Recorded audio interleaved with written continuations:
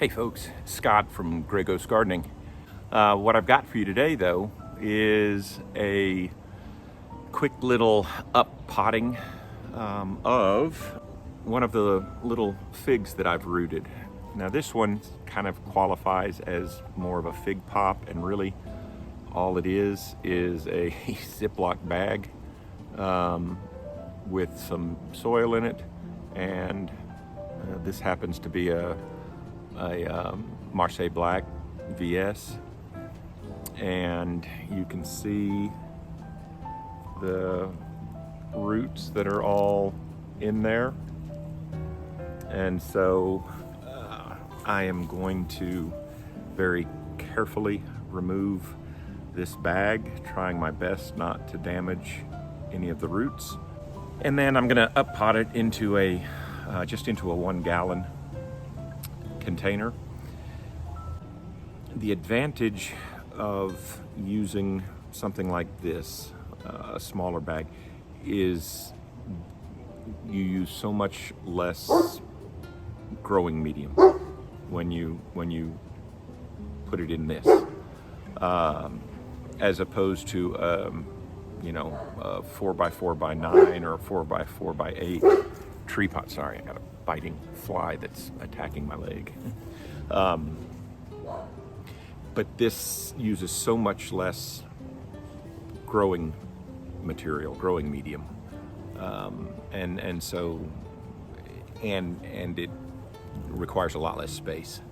So this is something that if you are tight on space, trying to find a more economical way to do some of this, this may be the way to go. But this probably isn't the best way for all cuttings. Some of the cuttings that I had this year were really big. I mean, more like big sticks or logs almost.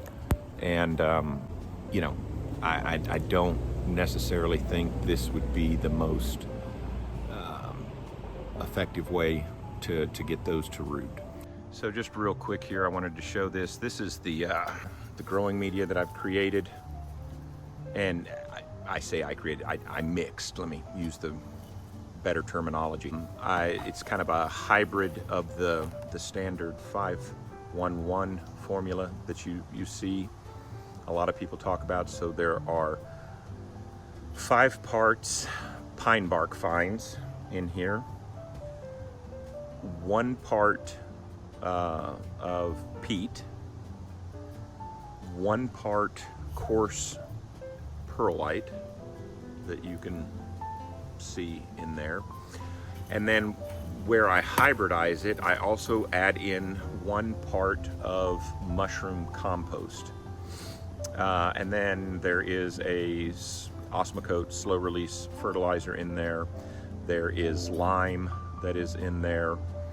A little bit of Epsom salt and some bone meal and some blood meal that are just, and probably 2 cups, maybe 3 cups worth of worm castings. Here's the cameo from Cosmo the Wonder Pup. What is that? Are there any squirrels? You see any squirrels? Right, so let me show you a couple of the things that I've got here, just to help get the plant out of that little baggie. A pair of scissors, and then actually it's just some little pruning snips that have a little bit of a finer point, because I'm going to cut the bag away. And then all I'm going to do, I'm not going to up pot it into a giant container. It's just a little 1 gallon, because it's not ready. It's not ready to go into something this big. And quick word, when you're talking about containers, you don't need to go spend money, or at least not a lot of money, on expensive containers. My opinion, be really selective with where you invest money, because this is an investment. Invest in quality rootstock from really high quality sellers, and invest in good quality growing media most of which you're probably going to combine and put together yourself. And that's what I would spend, you know, money on when you're looking at what are you actually going to spend. Containers like this, you can get them free or almost free. You know, look at various places on Facebook. Sometimes even your local nurseries will give small ones like this away in particular. And so scrounge around a little bit and you'll probably find plenty of containers, you know, in these sizes. So again, you know, given the size of this, I just wanted to get established in a slightly larger container, and we'll go from there. All right, so I kind of wrapped this thing up with actually some cheap grafting tape that I had in an effort to keep it compressed. So that's the first thing coming off. Hopefully it will open up a little bit, but you can see it's just a little ziplock bag, and you take your time. It's not a race. Be delicate, at least as delicate as you can be, and understand that, you know, the roots on something like this are likely going to have potentially compressed or gotten stuck on the baggie. Like you can see when I wiggle this here, you can see there's a root that is stuck on the plastic, and so I'm going to kind of try to tease it off of there. But what I'm going to do here is get the scissors anyways and cut down and both sides is what I intend to do, and then just peel the bag away. Before I do that though, I want to put a little bit of growing medium in here.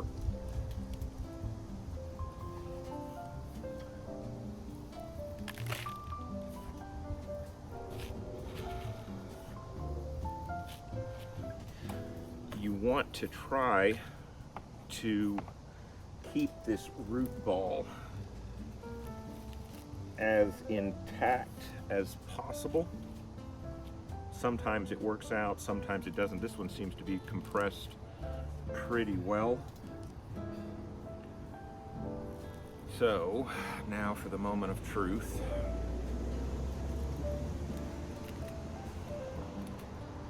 And this is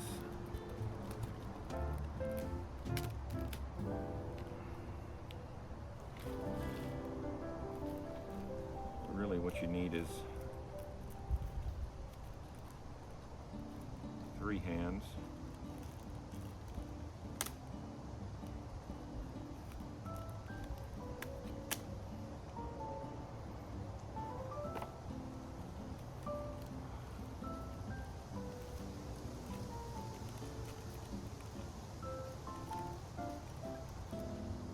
Let's see if I can get this out like this. Looky there.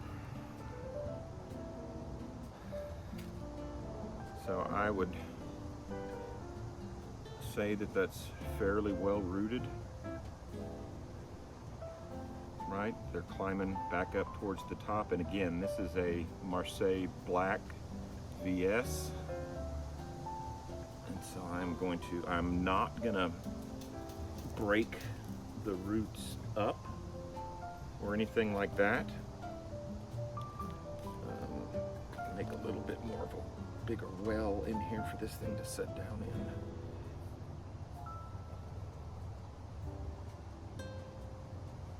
I just am going to trust that when I water this in and give it a little bit of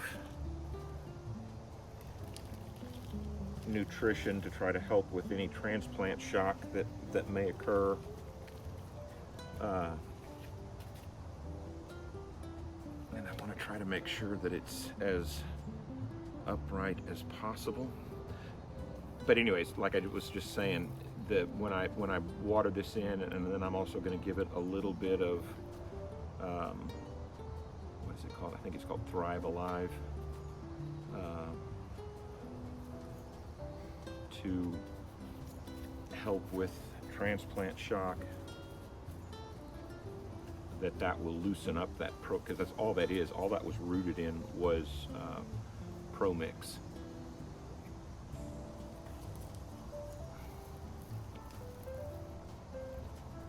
Just press it in lightly, and it will sink or compress in some when I give it the water. But that's it. That is, at least to this point, stage 2, a successful root fig pop. So again, there's nothing fancy. Little sandwich bag, ProMix. It was in there literally just this one took right away. This was a really nice cutting, or healthy, vigorous cutting. It jumped out. I've got 3 more that I had done like this from some really small little cuttings, and one is pushed out foliage very nicely. 2 of the other ones have pushed out roots but still no foliage, and one of them still hasn't done anything. So we'll see.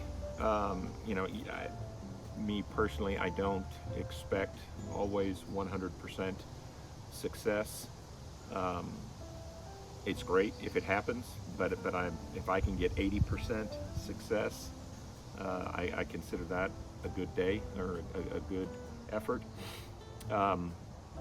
But I'm excited to add this is going to go into my own personal collection. But like I said, it's a long way to go till it does anything, but it's, knock on wood, it's a good start. So if you haven't tried to grow figs, it's been a really exciting adventure for me, and like I said, I am just a noob. I am following the wisdom and the experience of some of the folks that are out there on YouTube and in various Facebook forums, and I think I do a pretty good job of not trying to stray off the beaten path too much. And what I've found is that if you kind of follow some of the pretty straightforward, simple directions that some of these people with a lot more experience and a lot more knowledge and expertise have been doing, you'll have success. I know I have. Has it been perfect? Absolutely not. But most of the failures that have occurred have been my fault, where I did something different or did something inconsistently, or maybe most significant of all was impatient and tried to rush things, and so I would encourage everyone to try it. Figs are fantastic. When you have a good one, you'll look at it very differently. I assure you. I know I did. So enjoy the rest of your weekend, and have fun in the garden. Bye.